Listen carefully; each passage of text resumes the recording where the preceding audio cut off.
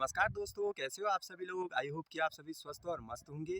तो आइए दोस्तों, आज मैं आपको ले चलता हूँ महिलाओं में होने वाले मासिक धर्म पीरियड्स के बारे में कुछ जानकारियाँ देने, जो हमारे लिए समझना बहुत ही महत्वपूर्ण है।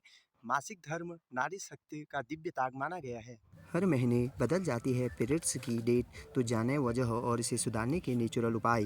पीरियड्स महिलाओं को हर महीने होने वाली एक सामान्य और नियमित प्रक्रिया है, जो हर महीने एक निश्चित डेट पर आते हैं। हालांकि कई बार पीरियड्स अनियमित हो जाते हैं, जो महिलाओं के लिए परेशानी का सबक बन जाता है। तो चलिए, आज इस लेख में हम आपको बताने जा रहे हैं अनियमित पीरियड्स के कारणों के बारे में।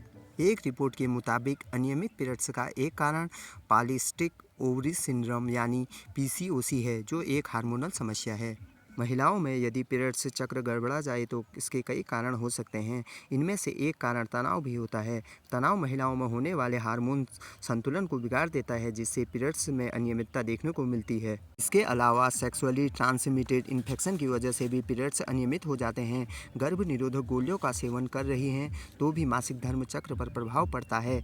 इनके बिगड़ने से ही पीरियड्स का चक्र भी बिगड़ने लगता है। ये सब समस्या तनाव की वजह से होता है। मासिक धर्म चक्र को सुधारने के लिए करें ये उपाय। हल्दी को दूध में मिलाकर पीने से, अदरक, शहद, काली मिर्च के उबले पानी के सेवन से, दूध के साथ दालचीनी पाउडर के सेवन से, सौंफ के उबले पानी के सेवन से पीरियड्स चक्र को नियमित करने में मदद मिलती है।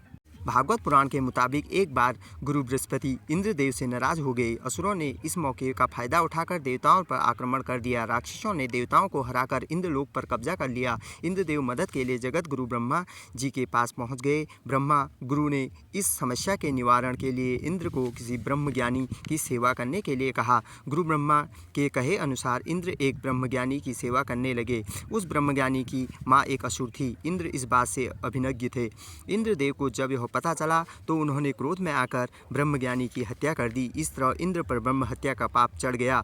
वे जहाँ भी जाते ये पाप राक्षस के रूप में उनका पीछा करता। थक हार कर इंद्र एक फूल के अंदर समा गए और छिपकर भगवान विष्णु की आराधना करने लगे। सालों तक तपस्या देख इंद्र से विष्णु भगवान प्रसन्न हो गए और बोले कि वरदान मांगो। इंद्रदेव ने विष्णु भगवान से उन्हें ब्रह्म हत्या के पाप से मुक्ति दिलाने का वरदान मांगा। भगवान विष्णु ने कहा कि अगर इस पाप को वृक्ष, जल, धरती और स्त्री में बराबर बांट दिया जाए तो इंद्रदेव इससे मुक्त हो जाएंगे।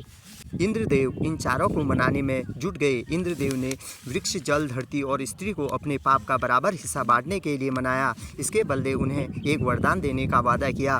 वृक्ष को इंद्र का पाप लेने के बदले अपने आप जीवित होने का वरदान मिला। जल ने भी इंद्र के पाप का एक हिस्सा ग्रहण किया और उसे वरदान मिला कि उसमें किसी भी चीज़ की पवित्र करने की ताकत होगी। धरती को वरदान मिला कि उस पर पड़ने वाली चोट का कोई उस पर असर नहीं होगा। अंत में स्त्री को मासिक धर्म की यातना मिली। इसके बदले स्त्री को वरदान मिला कि वह पुरुषों के मुकाबले काम का कई गुना ज़्यादा आनंद उठा सकेगी। इस तरह हर महीने स्त्रियों को मासिक धर्म होता है। हालांकि ये पौराणिक कथा है। मासिक धर्म का वैज्ञानिक पहलू अलग है।